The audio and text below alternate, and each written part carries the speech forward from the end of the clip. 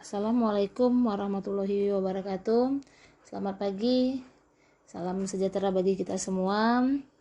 Pagi hari ini kita bertemu lagi dalam materi pembelajaran kita di bab 2, yaitu menggambar ilustrasi. Sebelum kita memasuki kepada materi menggambar ilustrasi, ada baiknya kamu ketahui ada 3 tahapan pembelajaran yang akan kita pelajari di sini, yaitu yang pertama tentang menggambar ilustrasi, kemudian yang kedua alat dan bahan yang dipergunakan dalam menggambar ilustrasi, dan yang ketiga adalah proses dalam menggambar ilustrasi. Di sini ada beberapa contoh dari gambar ilustrasi. Itu kalau di buku paket itu ada di halaman 19. Di situ ada 6 gambar. Nah, ke-6 gambar ini kita akan amati. Kamu amatin satu persatu. Ini adalah contoh dari gambar ilustrasi. Kamu hanya mengamatin saja, melihat bagaimanakah gambar ilustrasi itu. Tapi untuk lebih mendetailnya lagi, kamu memahami apa itu menggambar ilustrasi, baiklah kita akan memasuki bahasan kita yang pertama, yaitu pengertian ilustrasi. Ilustrasi itu adalah gambar yang memperjelas ide cerita atau narasi. Jadi saya ulangi, ilustrasi itu adalah gambar yang memperjelas ide cerita atau narasi. Tujuan daripada gambar ilustrasi itu adalah memperkuat, memperjelas, memperindah, mempertegas, dan memperkaya cerita atau narasi.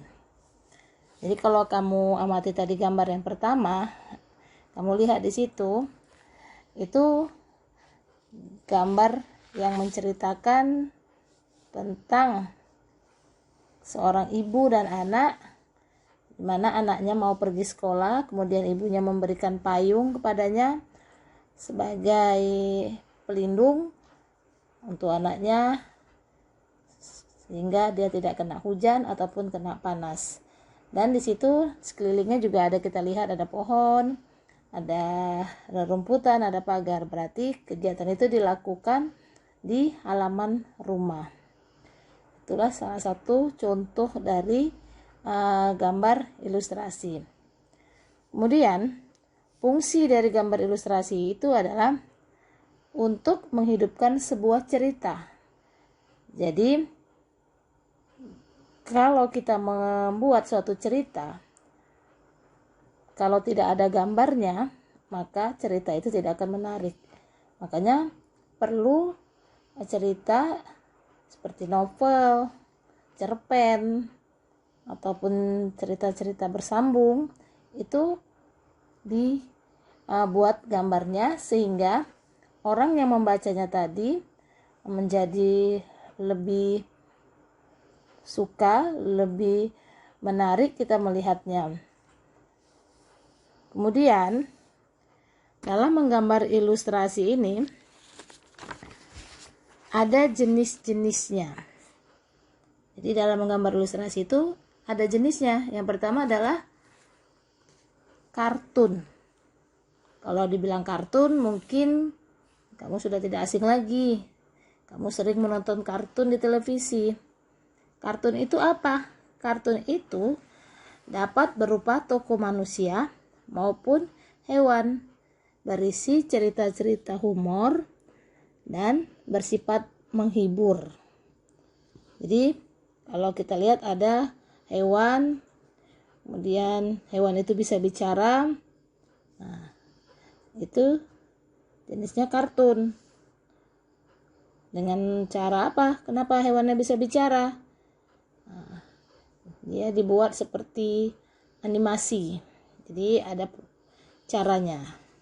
Itulah jenis-jenis kartun. Jadi jenis-jenis kartun itu banyak.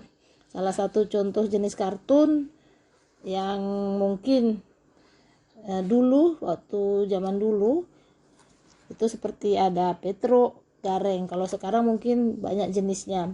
Ya, kartun-kartun yang berasal dari luar negeri seperti kartun Doraemon, SpongeBob, dan lain-lain.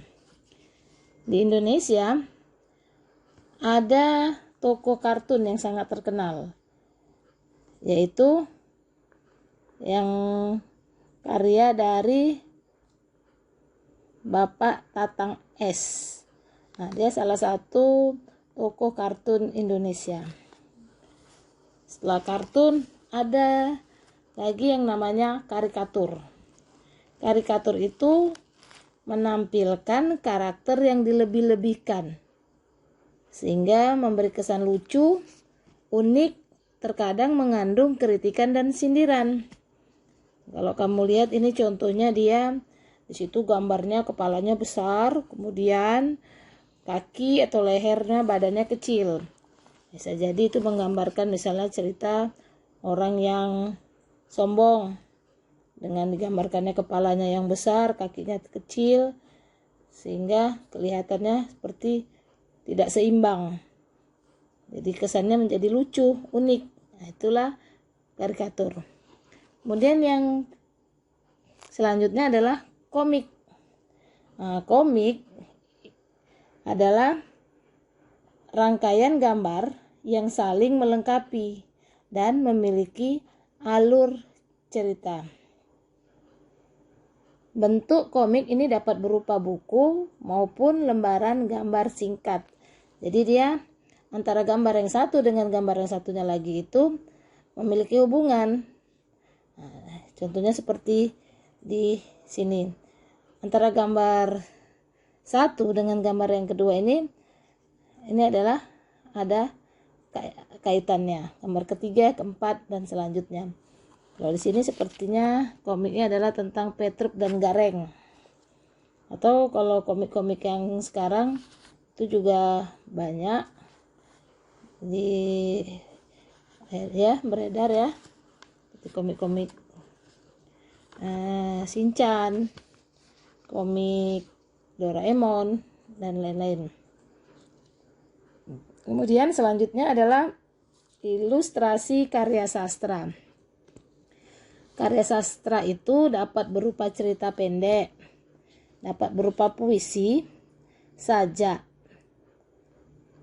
Akan nampak lebih menarik bagi pembaca apabila disertai dengan gambar. Jadi fungsi gambar ilustrasi di situ bertujuan memberikan penguatan dan mempertegas isi atau narasi pada materinya. Seperti contoh gambar ini. Selanjutnya adalah pignet.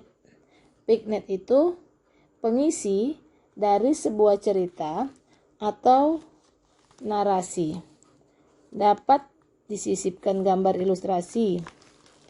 Jadi pignet ini adalah gambar ilustrasi berbentuk dekoratif, berfungsi sebagai pengisi bidang kosong pada kertas narasi. Jadi pignet ini biasanya kita jumpai di majalah. Kamu kalau lihat di majalah atau di surat kabar, itu ada ruang-ruang kosong yang diisi gambar. Yang tujuannya gambar ini adalah untuk menarik minat pembaca sehingga tertarik untuk melihatnya. Jadi dia mengisi bagian-bagian ruang kosong di antara isi daripada majalah tersebut, di halaman-halaman yang memang bisa kita tempati gambar-gambar yang dapat menarik minat pembaca. Kita lanjut, kemudian kita masuk kepada bentuk objek gambar ilustrasi. Bentuk objek gambar ilustrasi itu ada 3. Yang pertama adalah manusia. Tokoh manusia memiliki proporsi yang berbeda.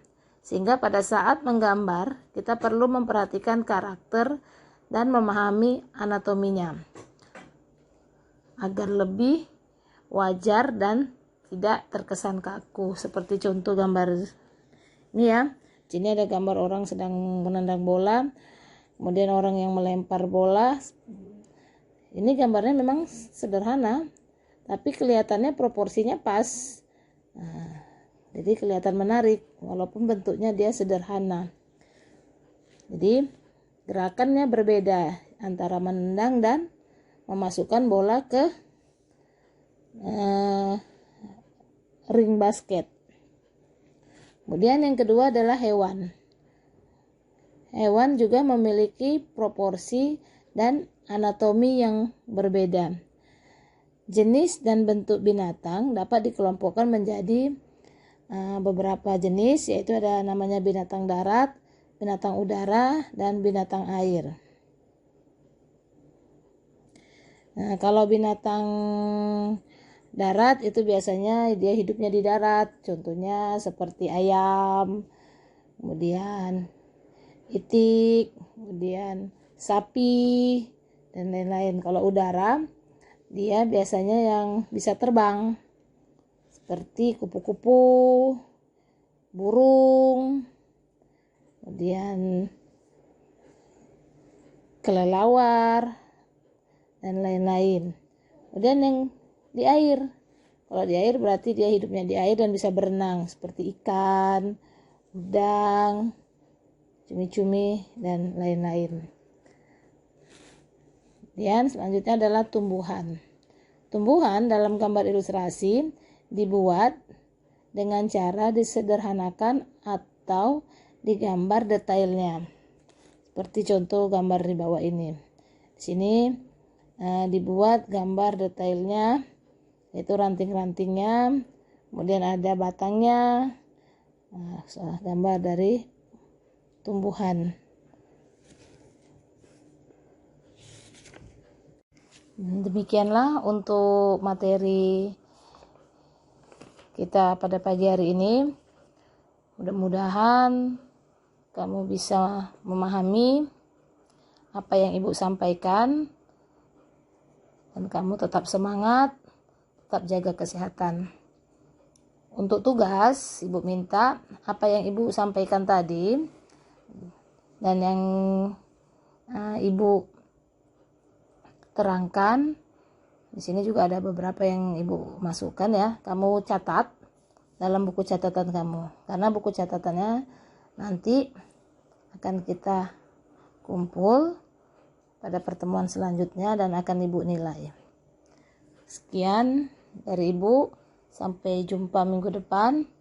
Ibu sudahi dengan Assalamualaikum warahmatullahi wabarakatuh. Selamat pagi.